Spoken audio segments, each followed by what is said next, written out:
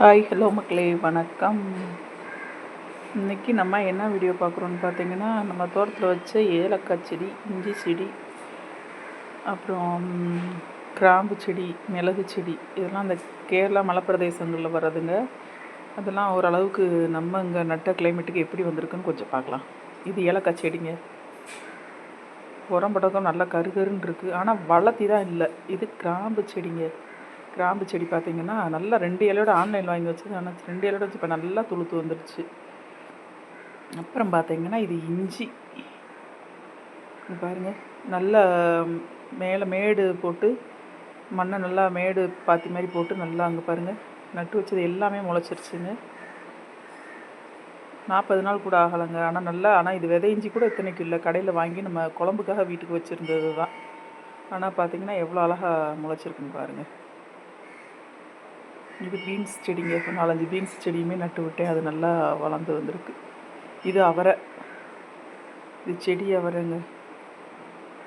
இது அம்மா கொடுத்தாங்க விதை, அது மொத்தமாக நட்டுருக்குது. அது நல்லா எல்லாமே முளைச்சிருச்சுங்க க்ளீனாக. அப்புறம் பார்த்திங்கன்னா இது நம்ம சேனைக்கிழங்குங்க. சேனை நல்ல உரல் மாதிரி இருக்கும் இல்லைங்களா, சேனைக்கிழங்கு அதுங்க.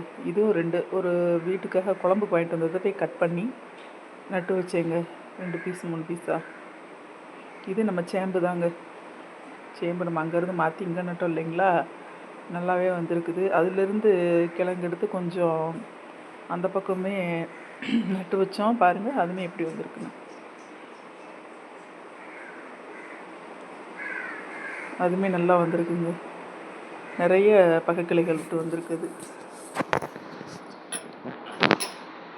சேம்பு தாங்க பார்க்குறதுக்கு நல்லா வாடவே இல்லை, அப்படியே தளைஞ்சு வந்துருச்சு. இஞ்சி பார்த்திங்கன்னா எனக்கு அதுதாங்க ஒரு ஆச்சரியம். நட்டு வச்சு எல்லாமே ஒரு இஞ்சி கூட முளைக்காமல் இல்லைங்க, எல்லாமே முளைச்சிருச்சு. இத்தனைக்கு விதை இஞ்சி கூட இது இல்லைங்க. நம்ம கிளைமேட்டுக்கு இவ்வளோ அழகாக முளைச்சி வருமா என்னன்னு யோசிச்சுட்டு இருந்தேன். ஆனால் பரவாயில்லைங்க, நல்லாவே முளைச்சி வந்துருந்துச்சு. பார்க்குறப்ப எனக்குமே ரொம்ப ஒரு ஆச்சரியமாக இருந்துச்சு. இது நம்ம மிளகு செடிங்க. மிளகு ஒரு கம்பு ஊண்டி விட்டு கட்டி விட்டுருக்கேங்க, கொடி பறக்கணும். 3 வருஷத்தில் காய்ச்சும். இது எப்படின்னு பார்க்கலாங்க. மிளகு செடியுமே பார்க்க திரி விடுதான்னு பார்க்கலாம் இந்த வருஷம் இல்லைன்னா அடுத்த வருஷம் கண்டிப்பாக திரி இதில் வைக்குங்க. அப்புறம் பார்த்திங்கன்னா பொன்னாங்கண்ணி கொஞ்சம், பக்கத்தில் கருவேப்பிலை. இது நம்ம செரிப்பழங்க மாடி தோட்டத்தில் வச்சு கொண்டு போய் இப்போ மாற்றி எடுத்து அங்கே பண்ணையில் வச்ச இது செரிப்பழ மரம். பார்த்திங்கன்னா அது நல்லாவே வந்துருச்சு. பார்த்திங்கன்னா இது மஞ்சள், நம்ம மஞ்சள் கிழங்கு பார்த்திங்கன்னா போன வருஷம் நட்டது தாள் வந்து பழையபடிக்கு அதில் துளுத்து வந்துருச்சு. இது பாருங்கள், அதுலேருந்து கொஞ்சம் 2-3 பீஸு தனியாக போட்டதுமே நல்லா எல்லாமே முளைச்சி வந்துருச்சுங்க மஞ்சள் பீஸு. எனக்கு மஞ்சள் தான் ரொம்ப நாள் வைக்கணும்னு ஆசை, அது நிறைவேறிடுச்சுங்க.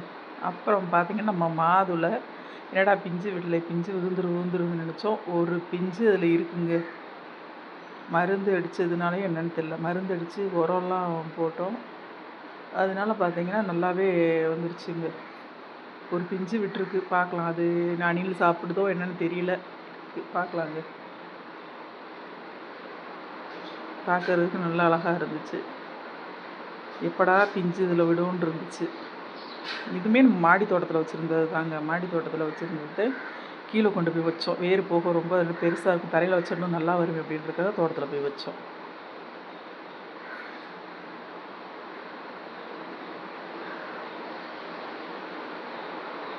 காற்று நல்லா காற்றடிக்குதுங்க, கிளைமேட்டு சரியான காற்று.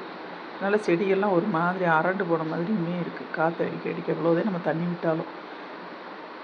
ஓகே மக்களே, நெக்ஸ்ட் வீடியோவில் பார்க்கலாம். இந்த வீடியோ உங்களுக்கு பிடிச்சிருந்துச்சுன்னா சேனலை மறக்காமல் சப்ஸ்கிரைப் பண்ணிடுங்க. லைக் பண்ணுங்கள், கமெண்ட் பண்ணுங்கள், மறக்காமல் சப்ஸ்கிரைப் பண்ணிடுங்க.